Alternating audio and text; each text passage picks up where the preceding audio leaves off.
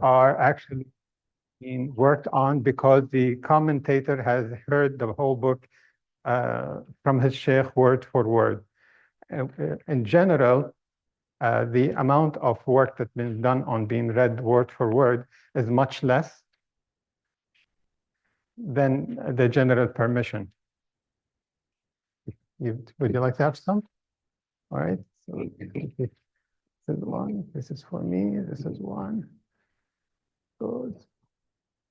And I'll take this. This way for now.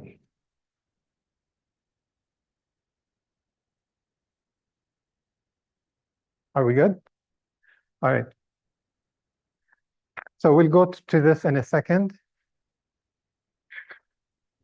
And we'll do start from current slide.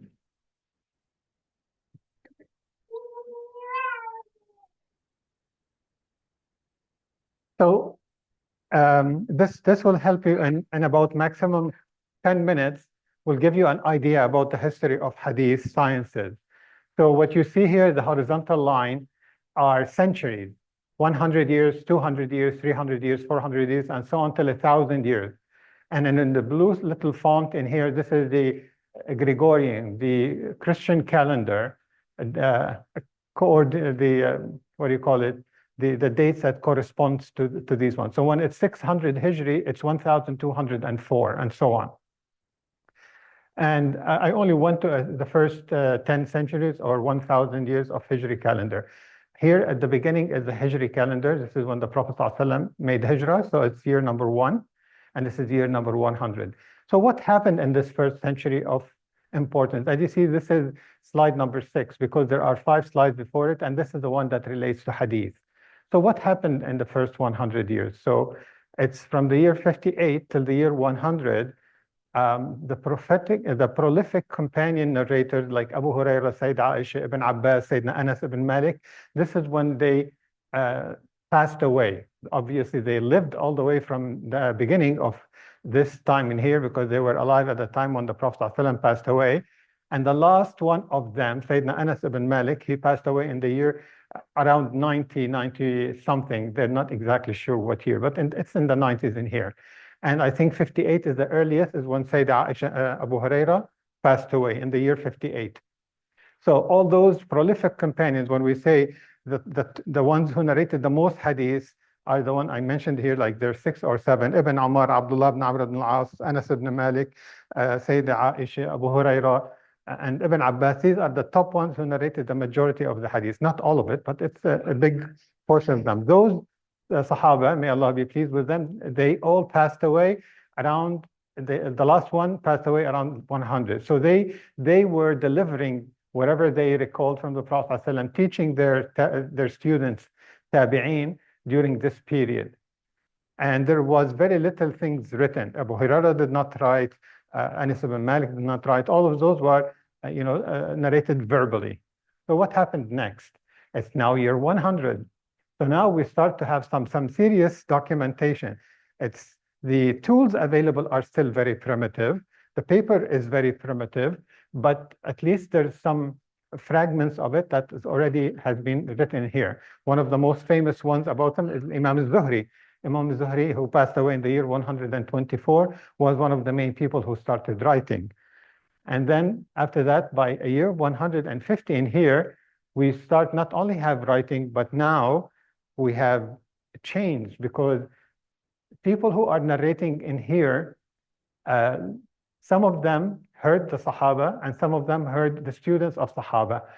And there was a lot of political turmoil, and the narrators now, or the scholars, whenever they receive any narration, they started asking, well, who told you that?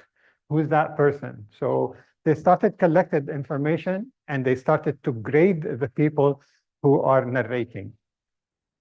But there's no books yet. It's only just general fiqh that's being shifted between different people and scholars. Now we are in the year 200. Most authored books combined narrations with jurisprudence. So one of the earliest books was Muwatta al-Imam Malik. Imam Malik, when he wrote his book around here, the year 150, he passed away in the year 179 here. it was not intended to be a book that collects hadith and passes it over. It was intended to be a book of fiqh. And his own opinions, with the opinions of the Sahaba, with the opinions of other scholars, with the hadith of Prophet ﷺ, were all inside this Muwatta book in here. And other books were exactly pretty much similar in here. They were just trying to grab all the fatawa, all the fiqh judgments. Now we start getting maturity. So between the years 200 and 400, this is the climax of hadith gathering and books of narration. Hadith sciences existed, but in fragments. They were not yet being extracted. So between here and here, we have the famous book authors like Imam Bukhari, Imam Ahmad, and the remaining 5-6 books that we are very familiar with. They all lived between 200 and 300. Some other ones also existed beyond here. So during this period, all the hadiths that we have right now, we always say Rawahu Imam Ahmad, Rawahu al-Bukhari, Rawahu al-Hakim, Rawahu al-Bayhaqi.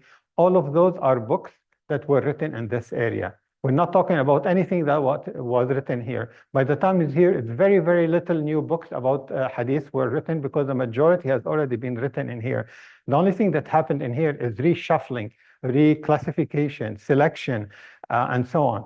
But the source are all the books that were written in here. So whatever name, if I ask you, what do you remember about the names that Imam Nawawi mentioned in the 40 Nawawis, all the names that you would remember, they are all people who scholars who lived and died during this period in here. But as we know, Imam Ahmad, Imam Bukhari, Imam Muslim, other people, they wrote introductions to their books. They had students who asked them questions about hadith sciences and they answered them. So there was some kind of concept about what are the rules that governs hadith, but they were not yet written in specific books. They were scattered all over the place. So what happened next is now, here is like, okay, Imam Ahmad, 241, al-Bukhari, 256, and now, yeah, here is, in the year 463, is when Khatib al-Baghdadi, he passed away. So Khatib al-Baghdadi was one of the key figures who came around this time in here, and he cherry-picked all the information about hadith sciences, and he plucked it out from the various books over there, and he put it together, and he created a book that is Sciences of Hadith. And he was one key figure of those scholars who initiated hadith. There were like attempts before him, but he actually hit the ball outside the park. There's not even one science of hadith that Khatib al-Baghdadi did not write about. And it's still the same. There's nothing new. It's just like moving forward.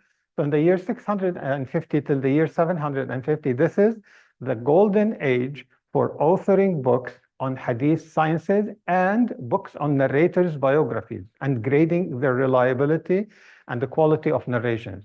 However, there was little output in terms of actual grading. So in here now, when I say, okay, we have an isnad, and this isnad has 5 people, let's grade them, let's see what their levels are, we go to books that were authored here, because they are now very well indexed. They have collected all different sayings of different scholars about that same narrator. They put it in the same page. So I don't have to look through it through different books. They are all here. And the scholars who came after each other, they all added to what the previous scholar written. So those books almost became very close to becoming almost, there's nothing much that you can add to it, because all the material that they are working with is whatever has been received from this area. Over here, it has been reclassified, re-indexed, and so on.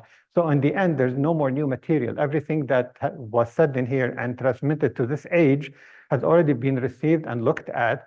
And at the end point, everything is now said and done. There's no new material that keeps on coming. So great, now we have the books of hadith has been passed over with their asanid to later ages. The list of narrators and their biographies and their qualities and their reliability has been translated over to the same ages, and this is where we are here. But there isn't very much work on putting the two together, which means scholars stopping and judging certain hadith, whether they are authentic or not. This happened just a little bit later on, but not in a large scale. Here, climax of its sciences, books, and on narrators, and finally grading hadith. The high watermark here is Hafiz ibn Hajar al-Asqalani. So when we say Ibn Hajar al-Asqalani, who passed away in the year 853, over here, 856 or 53, I just have a brain freeze. Ibn Hajar, 853, 856, one of the two. So Ibn Hajar over here, he was the one who left his fingerprints on all of that stuff. He's the final say regarding grading. Any mistakes he saw in previous works, he fixed it. And if we read, if right now people want to go, if you go to Saudi Arabia and you're studying Sharia, and they will tell you we have to work in Hadith sciences and grading narrators, they will tell you use Taqrib al-Tahdhib, which is one of the condensed book Ibn Hajar wrote. So that's a final work over there. If you want to dive deeper, I will say go to Tahdhib al-Tahdhib, which is a larger version of that book, also for Ibn Hajar. Ibn Hajar himself, he went to a number of books before him that had asanid, and he worked on them hadith by hadith by hadith, and he graded them. He said, this is da'if, this is sahih, this is da'if, which is not a work that has been done by many people before him, other than his own Shaykh al-Hafiz al-Iraqi. If you have Ihya Ulum al-Din, which is by Imam al-Ghazali, it has many hadiths in it. So Hafiz al-Iraqi worked on it, and he graded every single hadith in that book.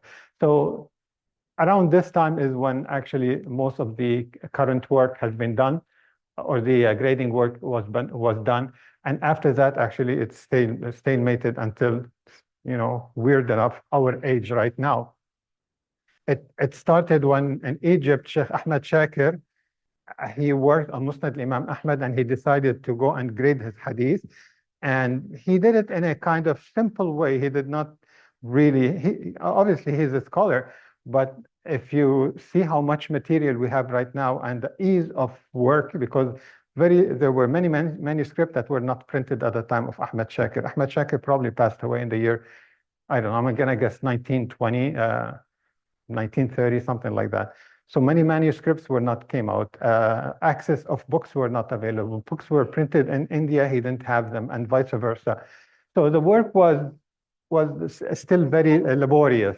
But right now, and when the Sheikh Nasr al-Albani came, then he opened that. The printing process became a lot more active. There were a lot of books were printed, and then there was a hyperbolic growth in all of that, plus all the books that got printed from Saudi Arabia, because all of the students that were doing their master's and PhD and worked on many of those manuscripts and brought them out to light. So this is where we are right now, where we have a kind of a revival and working in hadith sciences, but still all of them, they depend on what Ibn Hajar said in here. There's not very many things that after Ibn Hajar has been done, he remains to be the sources and the go-to. So this is what I wanted to do with this chart. Is there any questions about this history in here? Are we clear about it, inshallah? All right.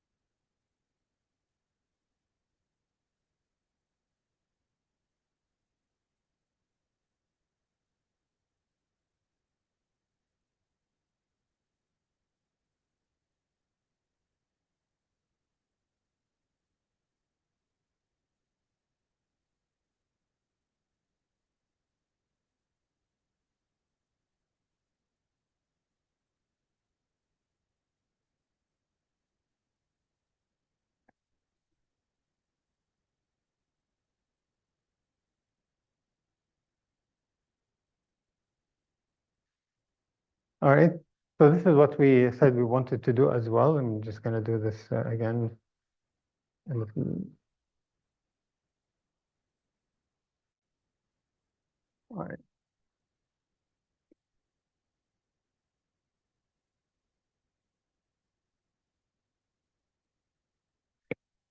So we just want to stop at certain words that might be read in a mistaken way or has more than one version of being read.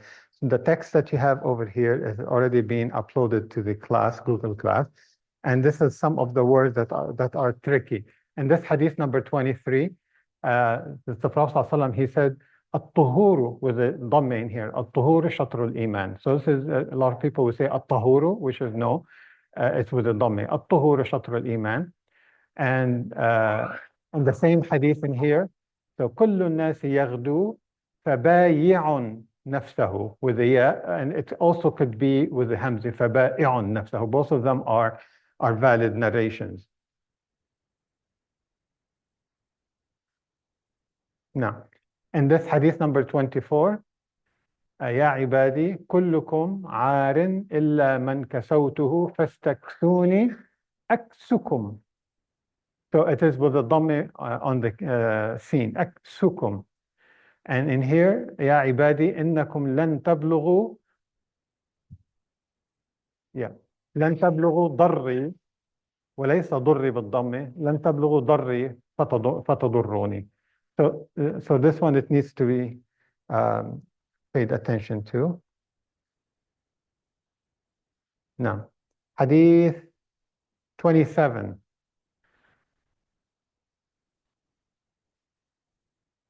استفتي قلبك ما حاك في النفس وتردد في الصدر وإن أفتاك الناس وأفتوك، مش وأفتوك، وأفتوك.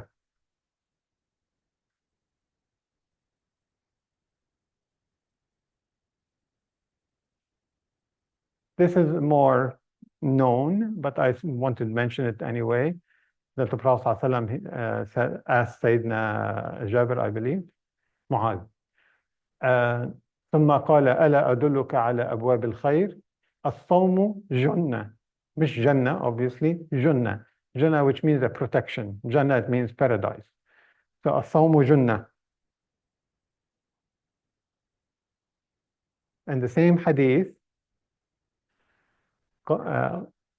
قال رأس الأمر الإسلام وعموده الصلاة وذروة سنامه. ذروة with the كسرة تحت الزاي, and it also could be ذروة سنامه. Both of them are acceptable. The next line, ألا أخبرك بميلاك ذلك كله. Milak with a kasra. I don't think it has been narrated with a fatha. What did he say? Yeah. This is number. Milak is number 2. Number 2 said بكسر الميم. Yeah. So milak is never malak. I've seen many books where it has it with a fatha بملاك ذلك كله, but it's بملاك with a kasra over here. And hadith number 31. A lot of people make a mistake in here. It's شرط ازهد يحبك. So it's فقال ازهد في الدنيا مش يحبك الله. ازهد في الدنيا يحبك الله with a فتحة على الباء. It's not a ضمة. وازهد فيما عند الناس يحبك الناس. It's not ضمة, it's فتحة. It's a lot of people quickly just mention it with a ضمة by mistake.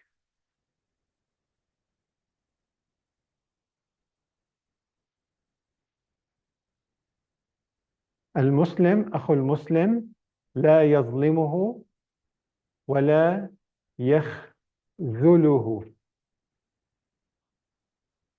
ولا يكذبه. So there's a ضمة على الذال, مش يخذله, يخذله.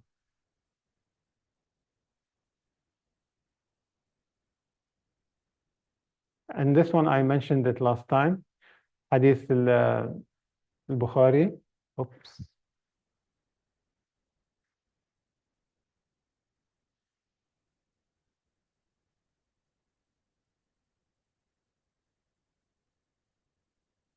وَلَئِنْ اسْتَعَاذَنِي, اسْتَعَاذَني. It could be read like this, أو استعاذ بي. Both of them are acceptable. This one we also mentioned it last time. أخذ رسول الله صلى الله عليه وسلم بمنكبي, which means with my shoulder, أو بمنكبي, which means both of my shoulders.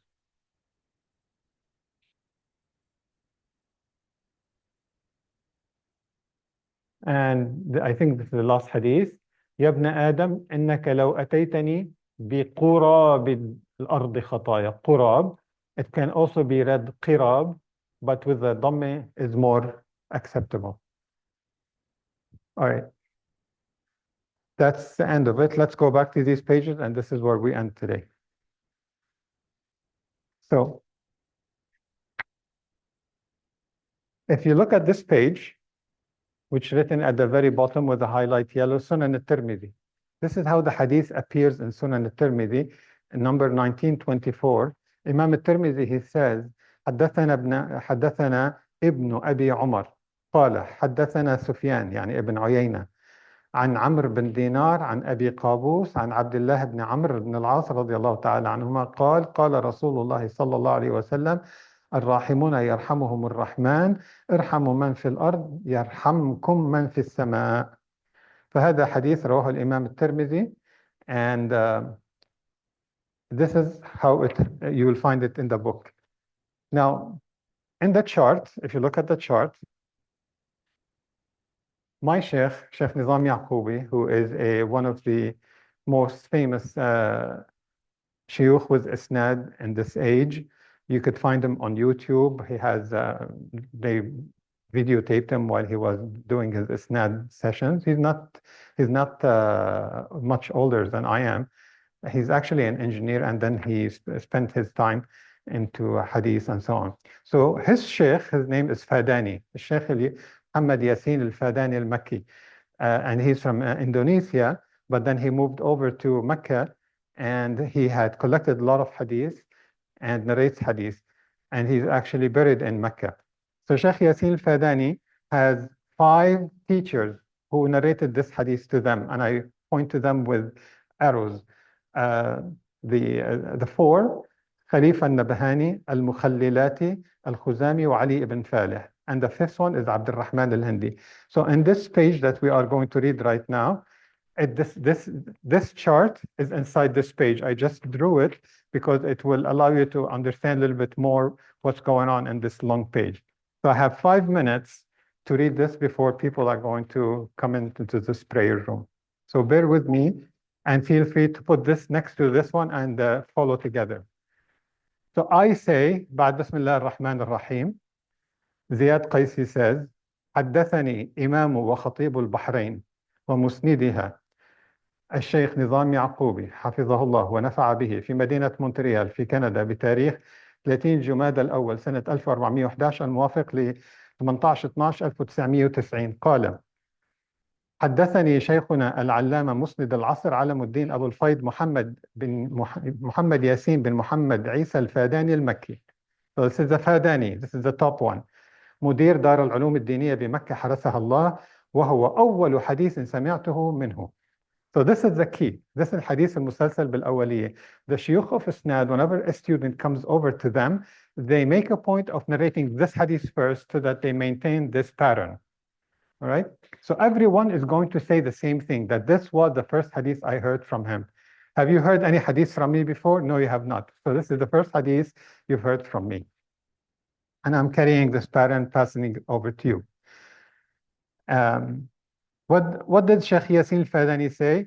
أخبرنا به جماعة. It means a group of shuyukh told us this hadith, the same hadith. منهم, amongst them, Al-Mu'ammar, which means he went old, became old and he lived long life. Al-Mu'aqqid, he used to work with timing. Al-Sheikh Khalifa ibn Hamd al-Nabhani al-Maliki al-Bahraini ثم al-Makki. So this is Khalifa al-Nabhani, as you see in the 4 shuyukh next to each other. It's the first name. Who else? والشيخ المقرئ الشهاب أحمد بن عبد الله المخللات الشامي ثم المكي, والشيخ المقرئ إبراهيم الخزامي السوداني المكي, والشيخ علي بن فالح الظاهري, وهو أول حديث سمعته من كل واحد منهم. So all of those 4 shuyukh, all of them narrated the same hadith. All of them said the same thing. What did they say? أخبرنا به محدث المدينة الشيخ فالح بن محمد الظاهري. So you can see at the bottom of those four, we have Sheikh Falih coming down.